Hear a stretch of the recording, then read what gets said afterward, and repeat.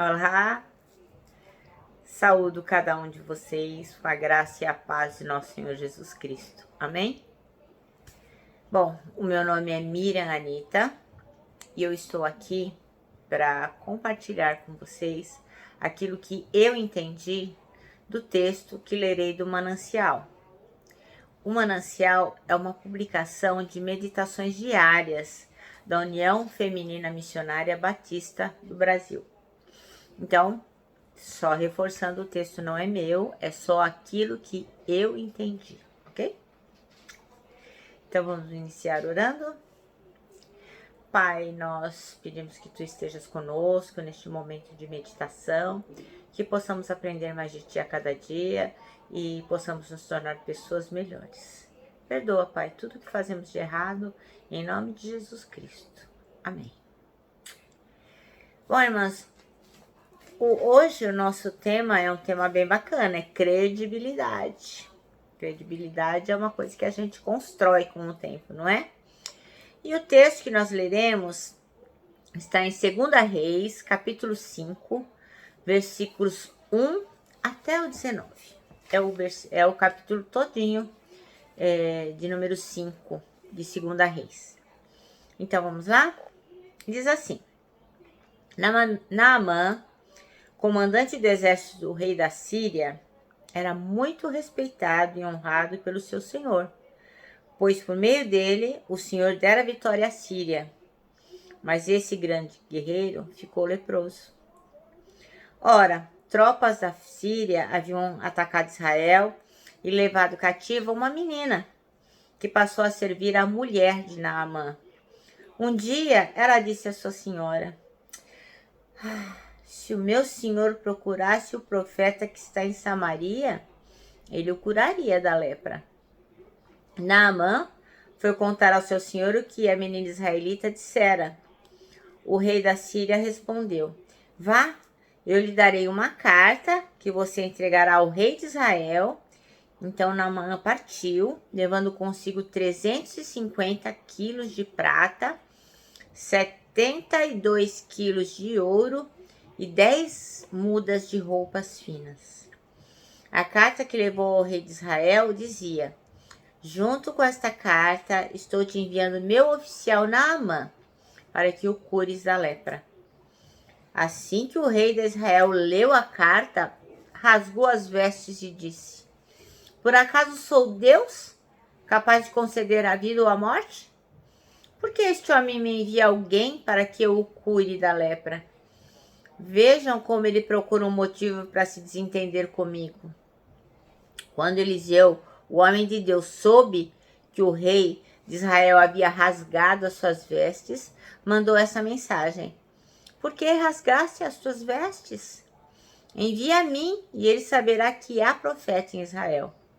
Então Naamã foi com seus cavalos e carros e parou à porta da casa de Eliseu. Eliseu enviou um mensageiro para lhe dizer: vá e lave-se 7 vezes no Rio Jordão. Sua pele será restaurada e você ficará purificado. Mas Naamã ficou indignado e saiu dizendo: eu estava certo que ele sairia para me receber, invocaria em pé o nome, o Senhor seu Deus, moveria a mão sobre o lugar afetado, me curaria da lepra. Não são os rios Abana e Farfar em Damascus melhores que todas as águas de Israel? Será que não poderia lavar-me neles e ser purificado? Foi embora dali furioso. Mas os seus servos lhe disseram: meu pai, se o profeta lhe dissesse, te pedisse alguma coisa difícil, o senhor não faria? Quanto mais quando ele apenas lhe pede que se lave e será purificado. Assim, ele desceu ao Jordão, mergulhou 7 vezes, conforme a ordem do homem de Deus, e foi purificado. Sua pele tornou-se como a de uma criança. Então Naamã e toda a sua comitiva voltaram à casa do homem de Deus. Ao chegar diante do profeta, Naamã disse: agora sei, não há Deus em nenhum outro lugar senão em Israel. Por favor, aceite um presente desse seu servo. E o profeta respondeu: Juro pelo nome do Senhor a quem sirvo que nada aceitarei. Embora Naamã insistisse, ele recusou. E disse Naamã: já que não aceitas o presente, ao menos permite que eu leve 2 mulas carregadas da terra, pois teu servo nunca mais fará holocaustos e sacrifícios a nenhum outro Deus, senão ao Senhor. Mas que o Senhor me perdoe por uma única coisa. Quando meu Senhor vai adorar no templo de Rimom, eu também tenho que me ajoelhar ali, pois ele se apoia em meus braços para se ajoelhar. Que o Senhor perdoe o teu servo por isso. Disse Eliseu: vá em paz. Amém? É maravilhoso, né? Esse depoimento aí que está na Bíblia sobre a cura de Naamã, um homem tão importante. E o nosso texto de hoje é credibilidade. Quem escreveu o texto foi a redação do próprio Manancial. E eles escolheram lá o versículo 4, que diz assim: Naamã foi contar ao seu senhor o que a menina israelita dissera. E é por isso que eu vou contar para vocês a história de um ex-professor e de um ex-aluno. Então, um dia, estava caminhando um velho professor pela rua e um jovem o parou, já um moço já, o parou e disse assim: o senhor se lembra de mim? E o professor olhou para aquele rapaz e disse: não. Aí o rapaz fala: eu me tornei professor. Você me inspirou com sua bondade, com sua generosidade, solidariedade, com seu exemplo. Hoje eu sou professor por causa sua. Aí o professor pensou e falou: não me lembro do caso. Aí o rapaz falou: não, professor, é que o senhor sempre falava que nós deveríamos ser exemplos de pessoas fiéis, boas, tementes, que honrassem tudo aquilo que Deus fez para nós. Mas eu sempre pensava assim: sei, não é possível alguém ser tão bonzinho assim. E eu sempre, no fundo, admirava o senhor, mas eu nunca tinha tido prova da sua honra e do seu temor. Então, um dia, um colega foi à escola com um relógio de pulso, um relógio de bolso, tão bonito, eu nunca tinha visto um relógio de bolso. Aquele relógio de bolso pertencia ao avô dele, e ele mostrou a todo mundo, e eu fiquei encantado. E aí o que eu fiz? Na hora mais oportuna, eu furtei o relógio do bolso do meu amigo. E aí o menino: professor, o meu relógio sumiu, o relógio que era do meu avô, e agora como vamos fazer? Imediatamente o senhor parou a aula e disse: quem estiver com o relógio, devolva-o agora. E todos ficaram quietinhos. Aí o senhor disse assim: podem ficar tranquilos, eu não vou delatar quem foi que entregou o relógio. Todos nós podemos fechar os olhos e eu não vou contar quem foi que pegou o relógio. É só devolvê-lo agora. Vamos fechar os olhos e a pessoa que furtou o relógio devolva agora. Todos fecharam os olhos e aguardaram alguns instantes. Cri, cri, cri, cri. E nada do relógio aparecer. Então o professor disse: eu quero que vocês continuem de olhos fechados e eu vou vasculhar bolso por bolso até encontrar o relógio. E assim o senhor foi indo de fileira em fileira, de fileira em fileira, até que o senhor achou o relógio no meu bolso e o pegou.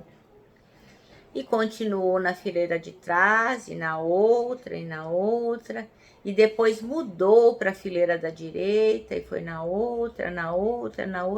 Percorreu todas as fileiras. E ao final, falou: agora vocês podem abrir os olhos. E mostrou o relógio.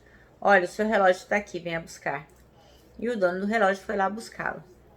E naquele dia, professor, o senhor salvou a minha dignidade.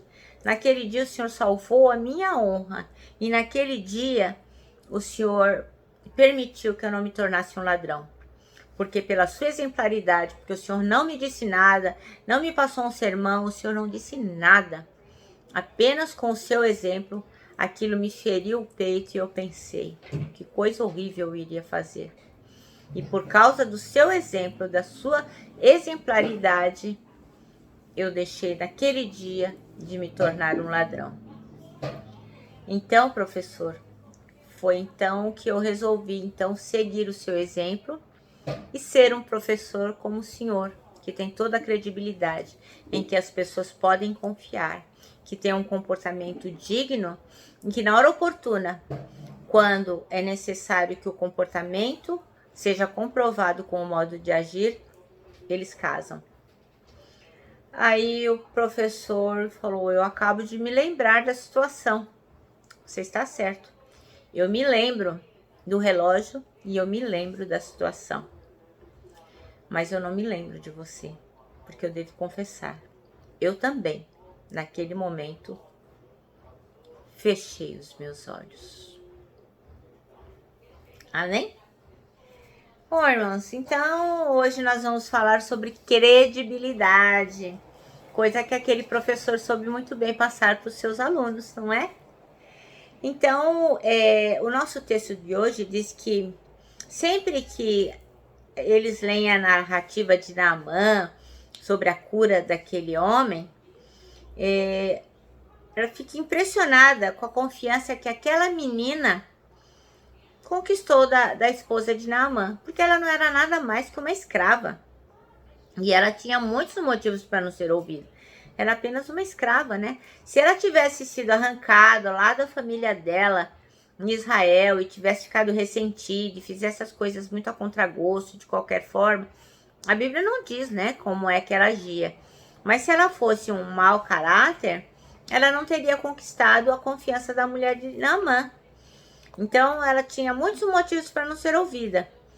Naquela situação, ela era uma mulher, uma menina, né, do sexo feminino, que não tinha valor nenhum. Ela era muito jovem, ela era estrangeira, ela era escrava. Quem iria ouvir aquela menina se não fosse o seu comportamento? Mas apesar de tudo isso, esse texto da Bíblia nos revela que a mulher de Naamã deu ouvidos ao que ela dizia.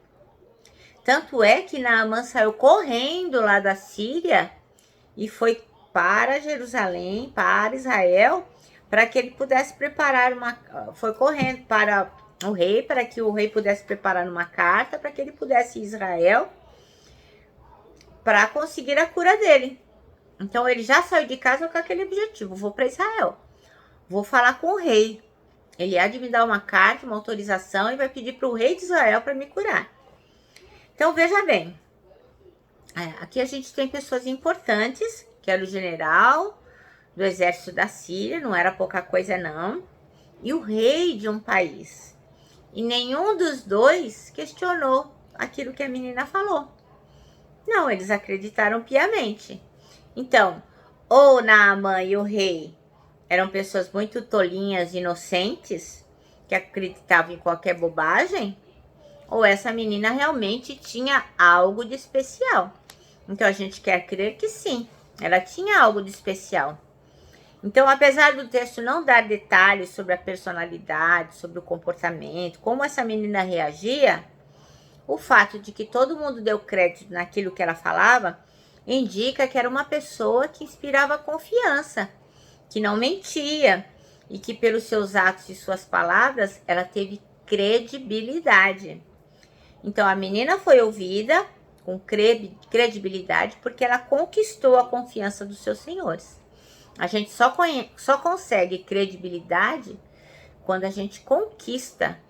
Não existe assim uma coisa que a pessoa nasce com credibilidade ou ela cai do céu. Não, a gente constrói. Então, da mesma forma, as pessoas só darão crédito ao que falarmos, especialmente sobre questões espirituais, se nossa vida também inspirar a mesma confiança.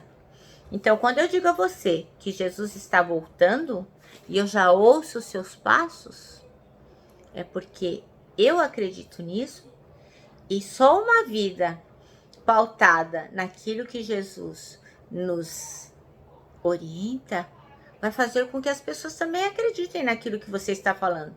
Senão vão dizer, ela é uma tola, não tem nada a ver. A pessoa vive uma vida devassa, promíscua, mentirosa e vem falar que Jesus está voltando? Não.